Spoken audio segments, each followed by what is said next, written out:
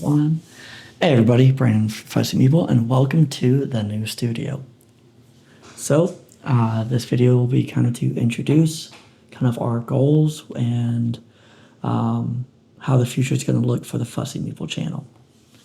So overall, we did the big move, spent the first 2 weeks unpacking, getting everything moved, getting everything kind of where we wanted it.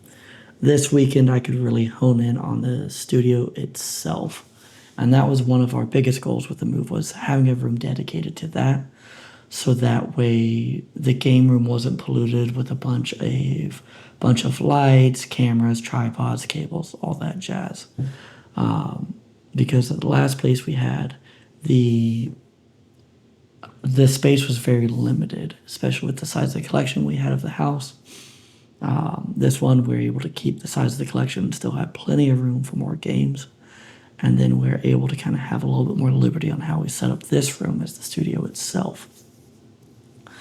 So overall, the first goal is to separate the two of them, make it to where whenever we're hosting game nights, we don't have all this stuff in the way, but we still have a dedicated gaming table for any overflow, or if we just kind of want to play a game or two in here. Second goal was getting more items off the floor, whether it be cables, tripods, extra lighting, all that jazz. We wanted it more off the floor and out of the way, to make it easy to walk around, to make it easy to kind of move stuff how we see fit. And then the third one, the one that you can see right here, is a less polluted background. So whenever we shared the game room and the studio, we had the Ivar shelving behind us, and we had it loaded with games. This was more of my personal goal. Bethany was a little indifferent on it, but I did not like how much there was going on in the background, and I didn't like the fact that we had to limit our game room, like about 4 shelves worth, to looking a certain way to make a better background for the videos themselves. So we got our own shelving for in here to pick our own games to put them up. Once Flamecraft Duels comes in, Bethany's going to have a whole army of plush dragons that she's probably going to have somewhere up there. So that'll be fun. And those are the 3 main goals we had set up and how we got here today. So the process to get there was first and foremost research. I got out of my comfort zone. Whenever it comes to some of these things, I'm still learning a lot about camera settings, lighting settings, how different temperatures of lighting either increases or decreases the brightness, how it allows your different colors to kind of show. Because the original, we were originally using 3200 Kelvin, and reds were not shown on that at all. Now that bumped it up to 3800. Not only is it brighter, but now it showcases the blue and still the red for the most part. And with that, after getting the research done, looking at the best options, what works better than others, and then kind of the ideas of, do I want to have to be able to step on a step stool to turn everything on and off, or do I want more phone connectivity to where I can turn it on and off from one app or one device? That's what built into the purchasing. So instead of having our original light bars back here that shined onto the things, I upgraded to actual light panels that we have on our auto poles or Vari poles set up.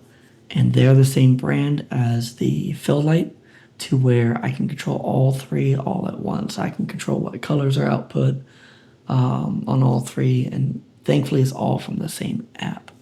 So that purchase wasn't overall all too much. It was honestly cheaper than the poles themselves.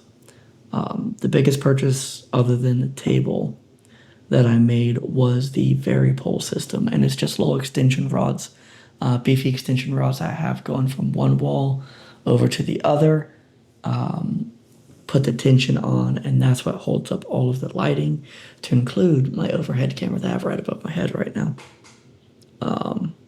So that was great because I can leave everything. If we do decide we need to use the room for something else and we want to get rid of everything, I have it set up to where I just unplug one cable, drop the tension, and then I can bring everything down.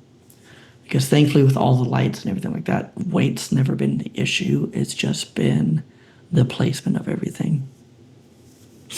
We did end up purchasing our own game table for this room just because we knew we needed a table to have games on top of and stuff like that.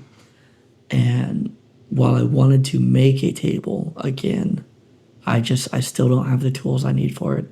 And I figured, which I got this part correct, I wasn't going to have space in the garage until a while. Garage still looks like a storage unit, but we're kind of going through that, figuring out what goes, what we're throwing away, everything like that. The table we got was one of the Amazon special tables. It was on sale to where it was cheaper than even the all play tables. So I wanted to give it a shot just because I wanted to see how this pairs up with some of the other tables I've dealt with. I've not been able to enjoy Wormwood tables yet, but I have been able to play on All Plays and a couple of other brands to kind of see how those are like. And overall, this one impressed me with the how easy it was to assemble, put together. It has tongue and groove for the topper pieces to where if you spill something, it's not just going to go immediately straight down. And all I need left is to build something to hold the topper pieces in. The reason why we wanted vaulted is so that way if we wanted to do multiple videos or have a series of one game and then still doing other videos, we can have that one game being under the toppers, take the toppers off, record it, and then if we're recording a different style of video, we can just put them right back on. Once we got everything purchased, it was hilarious because this room was filled with all my old studio equipment in boxes and new boxes of tables, shelves, the fairy poles, the new lights, and pretty much had this room stacked. So I spent probably 2 to 3 days building everything. Day one was the shelf and the table, getting that set up.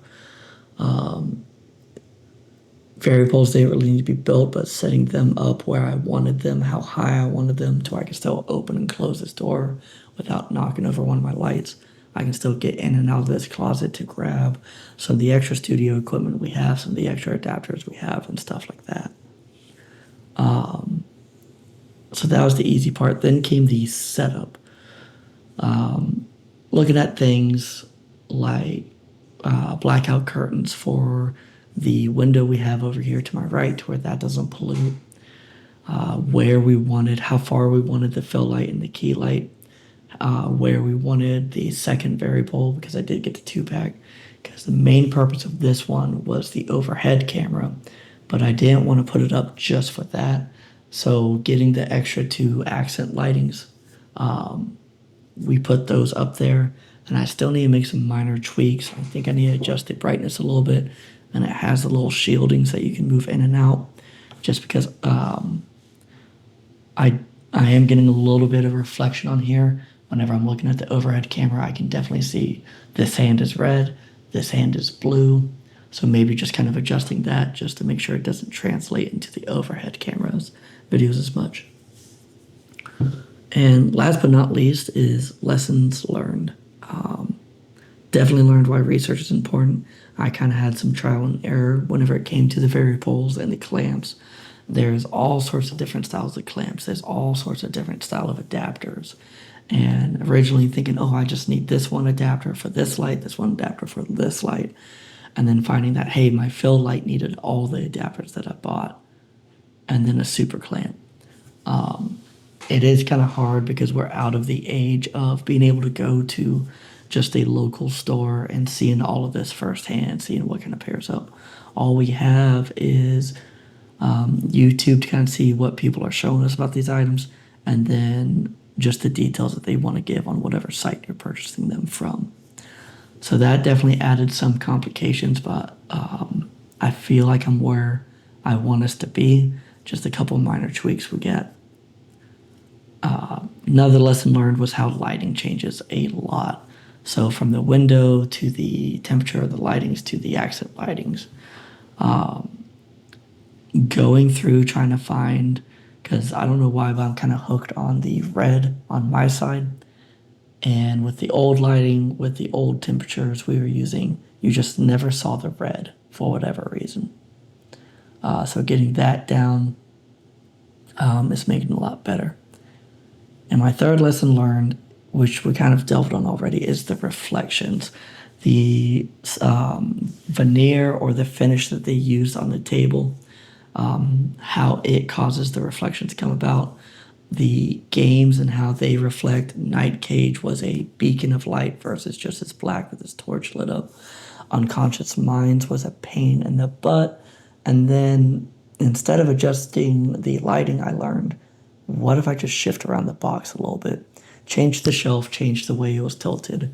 And for the most part, that fixed that. So kind of, keep it simple. Every once in a while, it's not always the light, it's not always the hardware itself. Sometimes it's just the placement of the items you're trying to showcase. So that was definitely a lesson learned. And like I said, I'm very happy with where we're at right now with the studio. Bethany and I are planning on making more videos here very shortly. We are going to start the monthly podcast back up. May delve into the weekly podcast just because the studio's set up, and I'm excited to see what comes next. Till next time, see you guys later.